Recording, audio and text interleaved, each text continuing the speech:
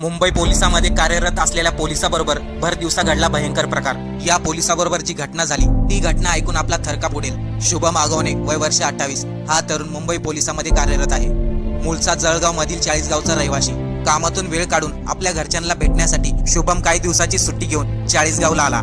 मुलगा घरी आल्याने सर्व कुटुंब आनंदी होते, परंतु हा आनंद त्यांचा काही क्षणातच दुःखात बदलला। रविवारी 40 गाव तालुक्यातील ओढर येथे क्रिकेटचे सामने आयोजित केले होते। त्याच सामन्याच्या वेळेस शुभम आणि एका गटामध्ये वाद झाला। मैदानावरती मित्रांनी तो वाद मिटवला, पण रविवारी सायंकाळी तो झालेला वाद उफाळून आला।